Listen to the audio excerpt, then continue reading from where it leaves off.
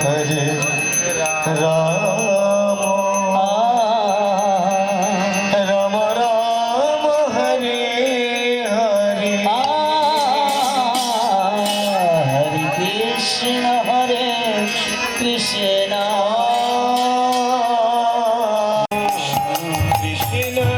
हरे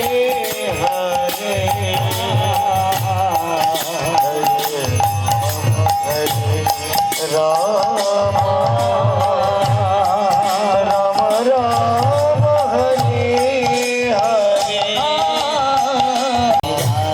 राम हरे हरे हरे हरे हरे राम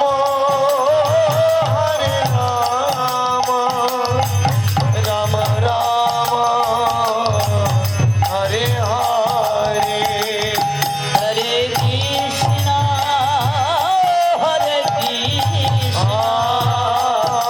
कृष्ण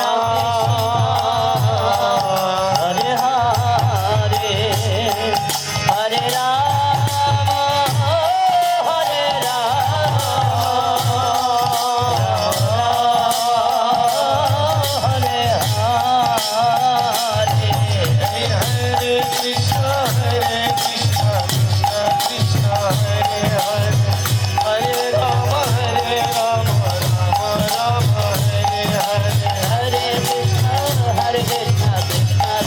हरे हरे हरे राम राम राम हरे हरे हरे कृष्ण कृष्ण कृष्ण हरे हरे हरे राम राम हरे हरे हरे कृष्ण कृष्ण कृष्ण हरे हरे हरे राम राम हरे हरे हरे कृष्ण कृष्ण कृष्ण हरे हरे राम राम हरे हरे हरे कृष्ण कृष्ण कृष्ण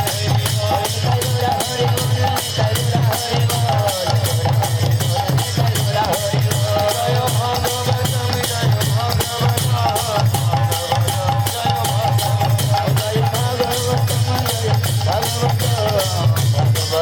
जय भागवतम बोलिए जय जय वृंदावन विलासिनी श्रीमती राधा ठाकुर रानी की जय जय श्याम सुंदर मदन मोहन जीव की गिरिराज महाराज की जय जय श्री गुरु निताई गौर सीतानाथ विधि प्रेमानंद हरि ओम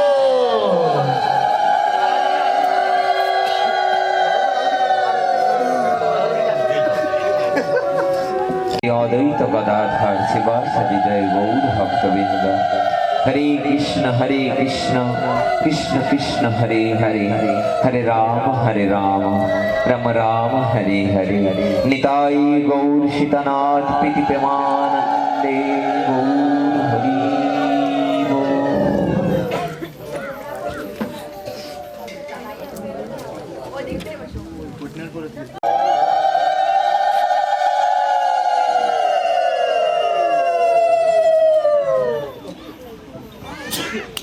শীতের রাত বলবো একটু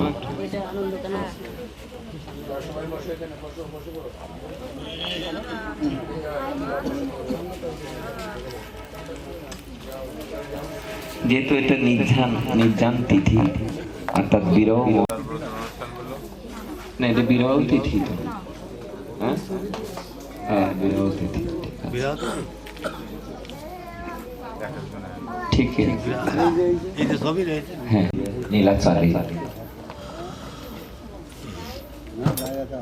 স্বরূপ দামোদর এবং রায় দামোদর শ্রীমান মহাপ্রভু জগন্নাথের মহাপ্রসাদ নিয়ে সেই অধরামৃত হরিদাস ঠাকুরের জন্য পাঠিয়েছে। সেই প্রসাদ নিয়ে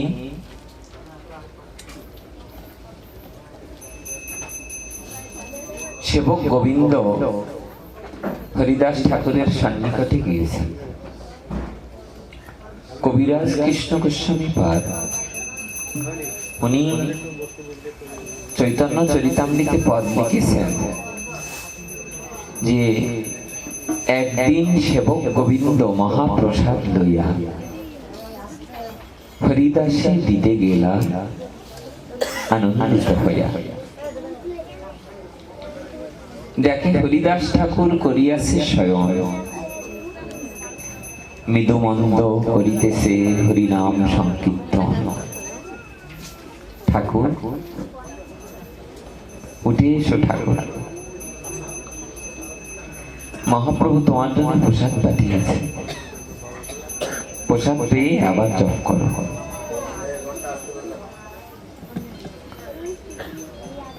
হরিদাস ঠাকুর জপ করতে করতে উত্তর দিচ্ছেন,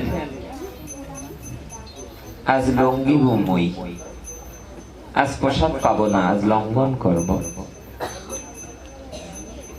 বলে প্রসাদকে লঙ্ঘন করবেন, কিন্তু প্রসাদকে তো লঙ্ঘন করা যায় না। তাই গোবিন্দকে বললেন যে প্রসাদ নিয়ে এসো। এত বলি হরিদাস প্রসাদ করিল বন্দন, এক রঞ্চ লইয়া তার করিল ভক্ষণ। উনি প্রসাদে বন্দনা করে এক কণা নিয়ে উনি বদনে দিয়ে প্রসাদ ফিরিয়ে দিলেন। সেবক গোবিন্দ মাথায় করে প্রসাদ দিয়ে গেলেন। মহাপ্রভুর সম্মুখে যে বললেন, আজ কদিন প্রসাদ নিয়ে যায়, কিন্তু হরিদাস ঠাকুর প্রসাদ ফিরিয়ে দেয়। শ্রীমান মহাপ্রভু শুনে মনে করলেন নিশ্চয়ই হরিদাসের রোগ হয়েছে, রোগ ব্যাধি হয়েছে, বৃদ্ধ হয়ে গেছে। তো যিনি বৃদ্ধ হয়ে যায় তার অনেক বৃদ্ধ বয়সে আর খেতে তো ভালো লাগে না। আর দিন মহাপ্রভু ঈশ্বর দেখিয়া হরিদাসের কাছে গেল শীঘ্র করিয়া। পরের দিন জগন্নাথকে দ্রুত দেখে শ্রীমান মহাপ্রভু আর দেরি করলেন না। শ্রীমান মহাপ্রভু শীঘ্র করে হরিদাস ঠাকুরের যে সিদ্ধ বকুল তালে এসে হরিদাসকে ডাকতে লাগলেন, হরিদাস কেমন আছো? হরিদাস ঠাকুর কাঁদতে কাঁদতে আজকে শুয়ে শুয়ে নাম জপ করছেন। মহাপ্রভু মনে মনে ভাবছেন যে কোনদিন তো হরিদাস শুয়ে শুয়ে নাম জপ করে না, কোন ব্যাধি কহ তো নিম্ন, কি রোগ তোমার? উত্তরে হরিদাস কহে, প্রভু শঙ্কা সংকীর্তন নাহি পুরয়। কোন ব্যাধি কহ তো নির্ণয়? উত্তরে হরিদাস কহে, শঙ্কা সংকীর্তন নাহি পুরয়। আমি একটা কথা বলি, আপনারা যদি কিছু মনে না করেন। মাধবাচার্যর স্ত্রী যেদিন লাউ তৈরি করছিলেন, সেদিন লাউ তৈরি করতে করতে নিজের পুত্রটাকেই কখনো টুকরো টুকরো করে ফেলেছিলেন। তাহলে নিতাই গৌরের নামে, হরি নামে কতটা আবেশ তাদের। দেখুন, আমাদের কোথাও কিছু একটা নড়ে উঠলে বা কোনো একটা কিছু হলে আমাদের নজরটা ওই দিকে চলে যায়, কিন্তু মাধবাচার্য মহাপ্রভু এখানে নিজে আচরণ করে শেখাচ্ছেন যে মাধবাচার্যের একমাত্র পুত্রকে তার স্ত্রী কেটে টুকরো টুকরো করে ফেলেছে, করে হাড়িতে জাল দিচ্ছে, কিন্তু মা মনে বুঝতেই পারছে না কতটা আবেশ, কতটা আবেশ। যে শ্রীমান মহাপ্রভু গঙ্গার পাড়ে এসে গেছেন, নবদ্বীপ এসে হলো সুরধনীর তীরে এসে গেছেন। আচার্যদেব যে অদ্বৈত ঠাকুরকে যে বলছে যে শীঘ্র করে চলো, প্রেমাবেশে মহাপ্রভু আবার সন্ন্যাস নিয়ে চলে এসেছে নবদ্বীপে, তাকে আনতে যেতে হবে। 4 দিন প্রসাদ পায় না মহাপ্রভু। মহাপ্রভু এসে বলছেন, নৌকা ঠাকুরকে দেখে বলছে, ও অদ্বৈত ঠাকুর, তুমিও বৃন্দাবনে এসেছো? বাহ, ভালোই হলো, আজ সবাই মিলে বৃন্দাবনে আনন্দ করো।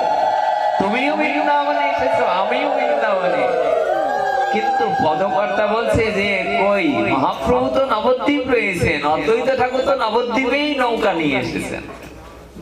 অদ্বৈত ঠাকুর এসে বলছে যে নিমাই ভুল হচ্ছে, তো আমরা নবদ্বীপ আছি।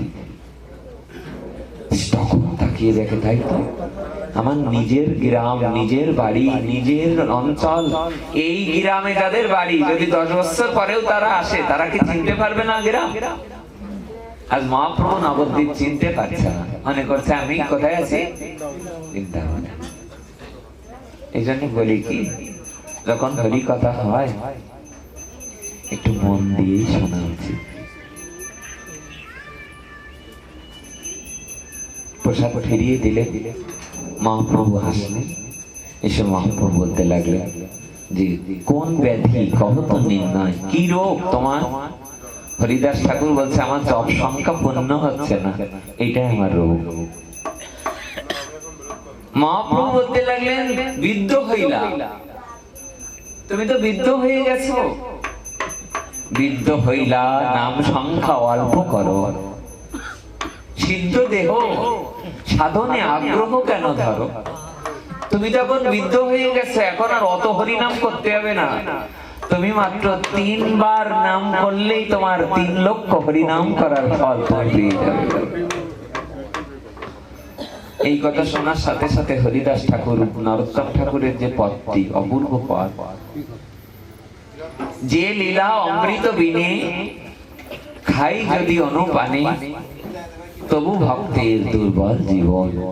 হরিদাস ঠাকুর বলতে লাগলেন প্রভু ছোটবেলা থেকে 3 লক্ষ বার নাম জপ করা অভ্যাস, তুমি আমাকে আশীর্বাদ করো যেন আমার 3 লক্ষ বার নাম জপই পূর্ণ হয়, আমি যেন নাম জপ করতে করতেই যেন আমি চলে যেতে পারি। হীন জাতিতে জন্ম নিন্দ কলে বর, হীন কর্মে রব করিয়ে নিজ হাতে বালু দিলেন। সব ভক্তরা অঞ্জলি অঞ্জলি বালু দিলেন। মহাপ্রভু যে পুরীতে স্নান করলেন, জলকেলি রঙে স্নান করে সব ভক্তদের মহাপ্রভু আশীর্বাদ করলেন। কি আশীর্বাদ করলেন? প্রেমাবিষ্ট হইয়া প্রভু করে আশীর্বাদ। একেবারে আবেশিত হয়ে মহাপ্রভু আশীর্বাদ করছেন। প্রেমাবিষ্ট মহাপ্রভু বলেন শোনো, হরিদাসের বিজয় উৎসব যে করিল দর্শন, যে তাহা বালুকা দিতে করিল গমন, যে তাহা প্রসাদ করিল ভক্ষণ, যে তাহা নৃত্য কইল, যে কইল কীর্তন, যে তাহা প্রসাদ করিল ভক্ষণ, অচিরাত হইবে সবার কৃষ্ণ প্রাপ্তি, হরিদাস দর্শনে ওই যে হয় শক্তি। মহাপ্রভু প্রেমাবিষ্ট হয়ে তাদের আশীর্বাদ করতে লাগলেন। প্রেমাবিষ্ট হইয়া প্রভু করে আশীর্বাদ। বলে আমি আশীর্বাদ করছি যারা এখানে হরিদাস ঠাকুরের তরে, যারা এখানে এসে প্রসাদ পেয়েছো, নৃত্য করেছো, কীর্তন করেছো, যারা এখানে হরিকথা শুনেছো, নাম শুনেছো, নাম গেয়েছো, যারা এখানে উপস্থিত হয়েছো, তাদের সকলের অচিরেই কৃষ্ণ প্রাপ্তি হবে। ভক্তরা তখন বলতে লাগলেন প্রভু হইয়াছেন আর হবেন যত ভক্তবৃন্দ, গৌর ভক্তবৃন্দ, ভবিষ্যতে যাদের জন্ম হবে তাদের কি হবে? তখন চৈতন্য চরিতামৃতকার শ্রীকৃষ্ণদাস গোস্বামীপাদ বললেন যে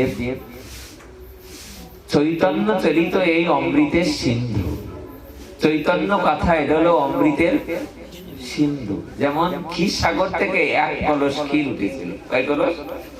1 কলস। তাই নিয়ে দেবতারা কাড়াকাড়ি করেছিলেন।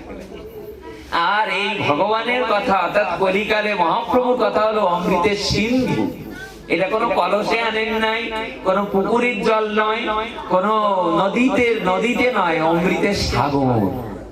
যেখানে গোস্বামীগণ বলছেন এ জগতের সাগরের তো পারাপার আছে, এ জগতের সাগরের তলদেশ আছে, কিন্তু আমার মহাপ্রভুর যে অমৃত সিন্ধু, এর কোনো এপার ওপার কোনো কিছুই নেই। কোনো অমৃতের সিন্ধুর কোনো এপার। গোস্বামীপাদ বলেই দিলেন, বললেন পারাবার শূন্য গম্ভীর ভক্তি রস সিন্ধু, তাহা চাখাইতে তোমাদের দিলাম 1 বিন্দু।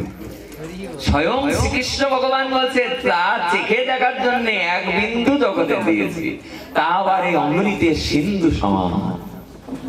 তাই আমার অনুরোধ, এই সিন্ধু থেকে বেঁচে থাকতে থাকতে সবাই এক বিন্দু পরিমাণ হলেও যেন ভালোবাসা প্রীতি আমরা নিয়ে যেতে পারি।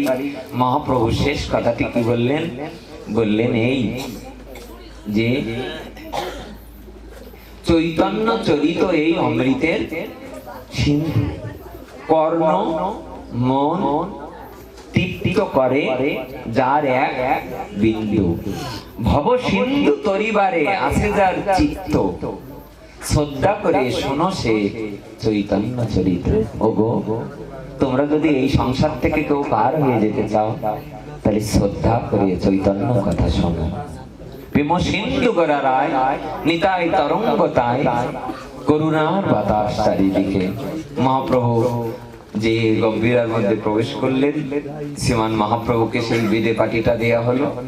বেদে পাটিটা কলার সেই ডাটা চিকিয়ে চিকিয়ে স্বরূপ দামোদর তৈরি করে দিয়েছিলেন একটা পুরাতন বহির্বাসের মধ্যে দিয়ে। সে মহাপ্রভুর আছে কি একটাই পাটি, সেই পাটিটার পরে মহাপ্রভু বিশ্রাম নিতে থাকলেন। একটা বালিশও নিয়ে মহাপ্রভু নিজের স্বহস্তটা বালিশের তলে দিয়ে মহাপ্রভু দুটো কথা বলেছিলেন। হরিদাস চলে গেল, প্রাণের আশা ভার, 3 লক্ষ হরিনাম কে শোনাবে আর। হরিদাস আসিল পৃথিবী শিরোমণি, তাহা বিনা রত্ন শূন্য হইল হৃদিনী। চলে গেলে পৃথিবীতে যত মহাত্মা এসেছেন তারাও ধীরে ধীরে চলে যাবেন।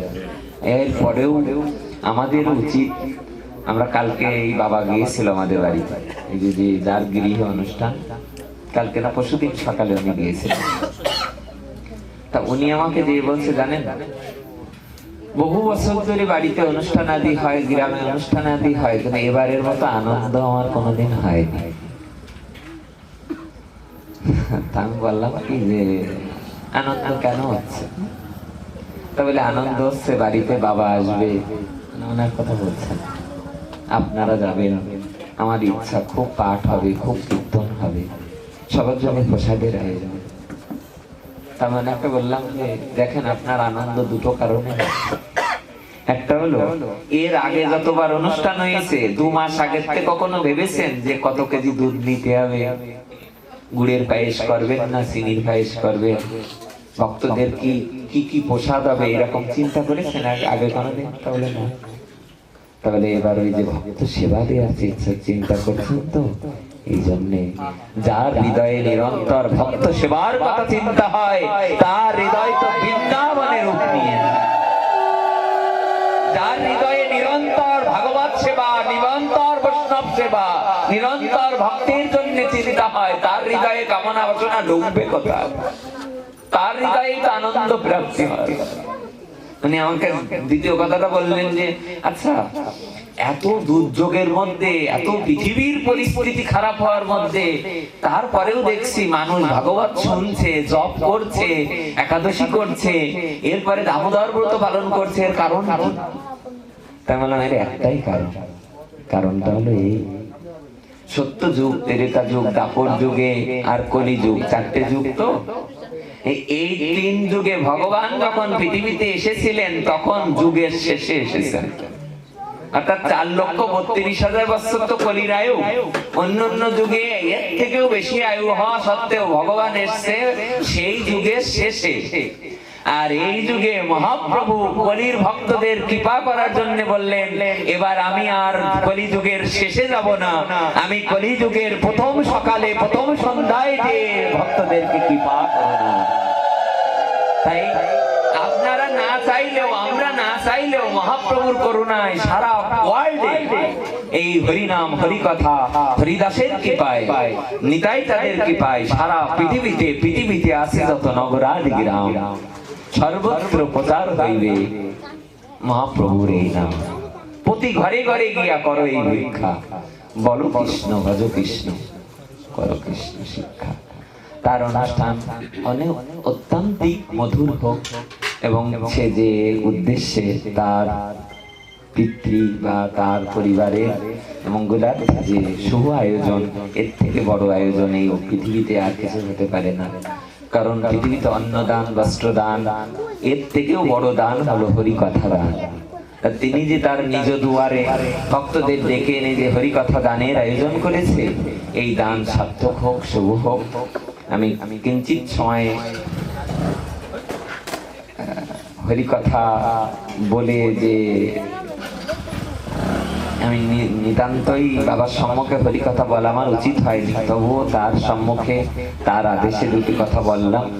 আপনারা নিজ গুণী সন্তান মনে করে সবাই আমার জন্য আশীর্বাদ করবেন, যেন আমরা ধীরে ধীরে সাধু সঙ্গে এগিয়ে যেতে পারি। এই শুভ প্রত্যাশা, এই শুভ আশিস, এই শুভ চিন্তন রেখে আজকে সংক্ষিপ্ত সময়ের দুটি কথা এখানে আমরা বিশ্রাম রেখে আপনাদের গুরু মহারাজের চরণে প্রার্থনা জানাবো, তিনি অমৃত বর্ষণ করে আমাদের এই কালের কলুষ থেকে নিরন্তর যেন আমরা সাধু সঙ্গ, হরি কথা, চৈতন্য চরিতামৃতের এইখানে তো বিশ্রাম রেখেছিলেন কবিরাজ কৃষ্ণ গোস্বামী, বললেন প্রেম সিন্ধু গোড়ারা নিতাই তরঙ্গ। তাই বলে নিতাই তরঙ্গ কেন? বলে দুধ না থাকলে স্বর হতো না, তাই তো? যদি খেজুরের রস না থাকতো তাহলে পাটালি আসতো না, আসতো কি? খেজুরের রসকে বাদ দিয়ে তো আর পাটালি পাওয়া যাবে না। তা বললেন সাগরটা হলেন আমার গৌর সুন্দর, আর সাগরের উপরে যদি ঢেউ না থাকতো তাহলে কেউ সাগর দেখতে, পুরীতে যেত মানুষ সাগর দেখতে। বলে সাগরটা হলেন আমার শ্রীমান মহাপ্রভু, আর সাগরের উপরে যে বারবার করে ভেঙে ভেঙে পড়ছে যে ঢেউ, এটা আমার নিতাই চাঁদ। দুধটা আমার বহু সুন্দর, দুধের স্বাদটা আমার নিতাই চাঁদ। এই জন্য এই শুভ কৃপা আমাদের প্রতি বর্ষিত হোক, সেই শুভ আশিস রেখে আমার বাবার চরণে আমরা বারংবার প্রণতি এবং বারংবার অর্ঘ্য নিবেদন করছি, তিনি যেন আমাদেরকে দোষ ত্রুটিগুলো, কারণ মহৎ যিনি হবেন তিনি তো অন্যের দোষ ত্রুটিকে দেখে, অন্যের দোষ ত্রুটিকে দেখে বলবে যে তোরা এইভাবে আগে এগিয়ে যা। মহন্তের স্বভাবে এই তারিতে পামো, নিজ কর্ম নাই তবু যান পরোয়া। তাই মহতের কাজ তো নেই, মহতের কাজ কি? বলে অপরকে উদ্ধারের জন্য এসো নাম করি, এসো আমরা একটু হরি নাম করি, এসো প্রসাদ পাই। কেবল অষ্টকম শ্লোকে উল্লেখ আছে, ওগো সগুরু সপিতা চাপিসা মাতা বন্ধু বপিস শিক্ষ এসেত সদা স্মর্তম হরের নামই মুখে বলো। বলেন এই জগতে সেই বন্ধু, সেই বাবা, সেই গুরুদেব, সেই মা কে?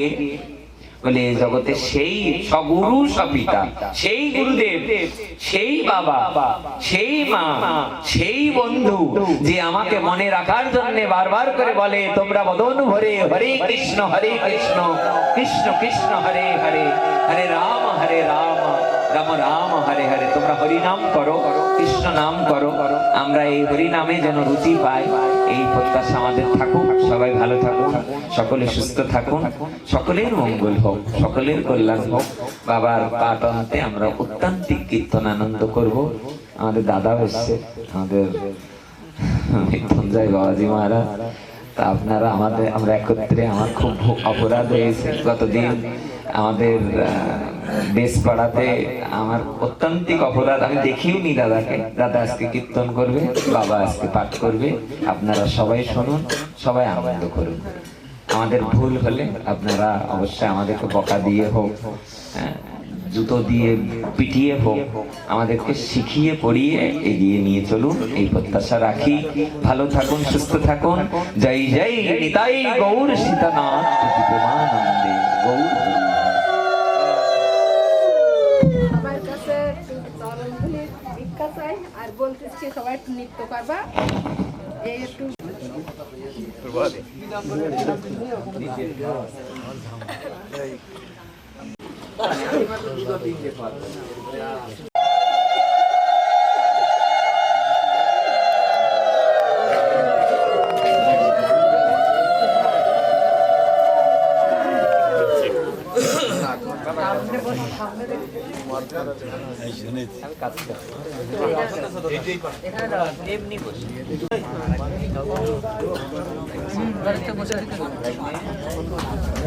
আমি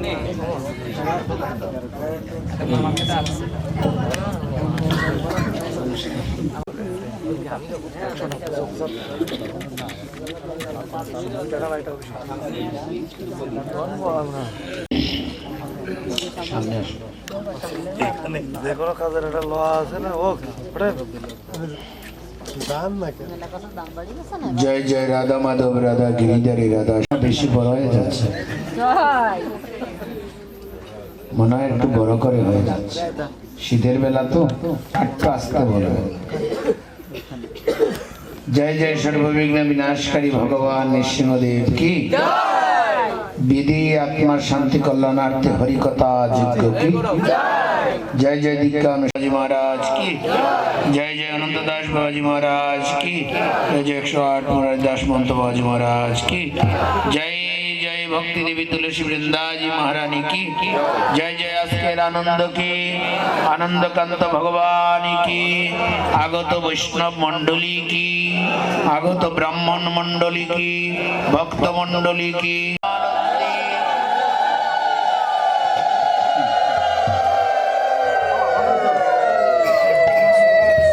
অজ্ঞানতিমিরাঞ্জস্য জ্ঞানাঞ্জনশলাকয়া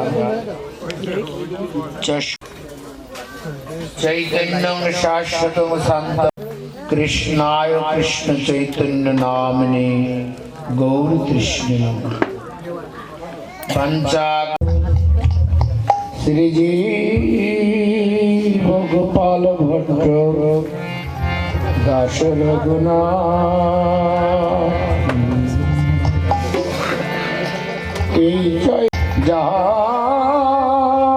হইতে বিঘ্ন নাশ জয় জয় শ্রী গৌরাঙ্গ নিত্যানন্দ নিত্যানন্দ গৌরব